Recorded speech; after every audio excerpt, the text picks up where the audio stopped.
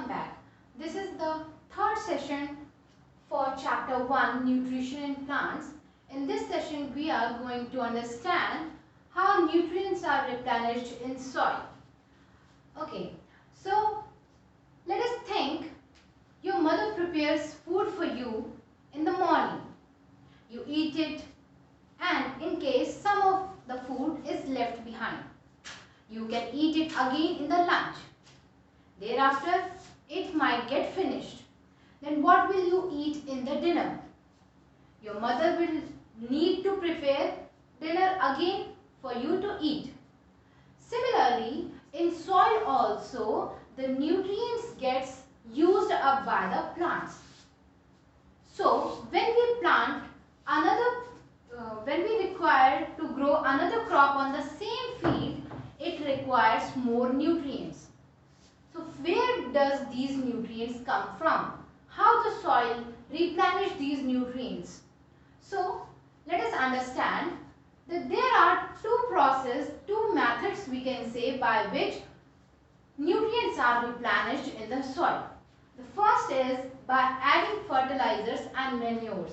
You must have seen farmers are adding fertilizers or manures to their farms. This is because by planting one kind of crop, the certain nutrients like phosphorus, potassium, nitrogen, they gets used up by the plants. And if we want to grow another crop on the same field, we need to replenish these nutrients because they have been used by the first crop. So farmers used to put some fertilizers or manures on the field so that they can get replenished in the soil and the plants can grow properly. Another method is by growing leguminous plants. Here the term leguminous plant is used for the plants like pulses, peas, gram, etc. Why these are called leguminous plants? Because these plants have rhizobium bacteria present in the root nodules of them. Like there are this kind of a structure is present in their roots. These are called root nodules. In these root nodules, rhizobium bacteria is present.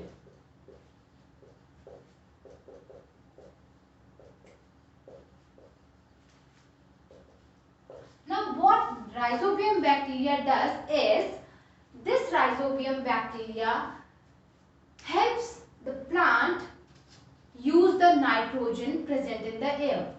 As I have told you earlier, the nitrogen present in the air cannot be directly used by the plants.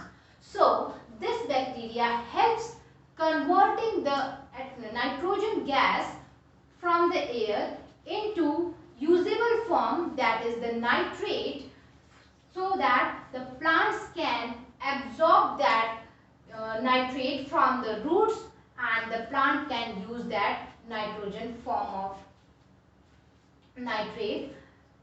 So this is the function of rhizobium bacteria. Because it helps converting the atmospheric nitrogen into a usable form and hence replenish the nitrogen in the soil. So this method by growing leguminous plant helps in replenishing nutrients in the soil as well.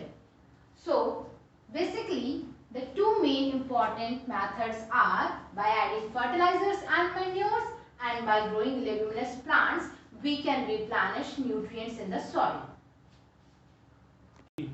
Let us now understand some basic points about cell. Cell. It is the basic functional and structural unit of life. All living organisms are made of cells.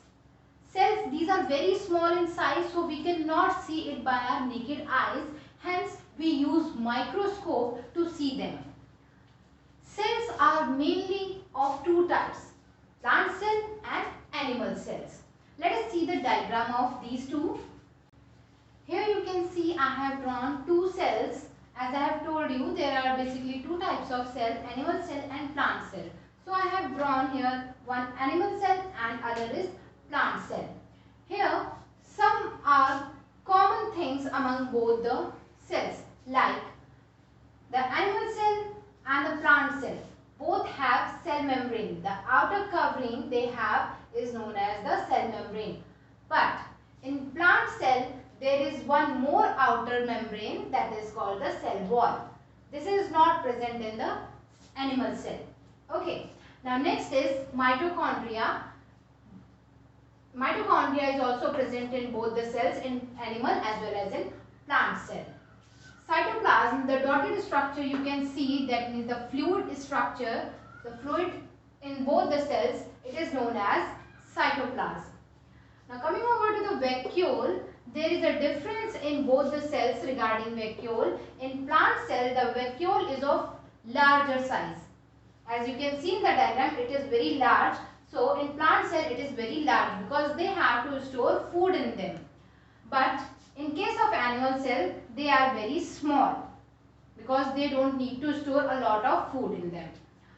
Then nucleus in both the cells, the main difference is nucleus is present in both the cells, but in plant cell, the position of nucleus is slightly at the side. But in animal cell, the nucleus is present at the center. Another thing, the difference which makes the difference in both the cells is the presence of chloroplast. You can see in plant cell, chloroplast is there, but in animal cell, there is no chloroplast. This is because plant cell prepares their own food. For that, they require chloroplast, in which chlorophyll is present. As we have already studied the process of photosynthesis, they require chlorophyll. That chlorophyll is present in chloroplast. So, this is the main difference.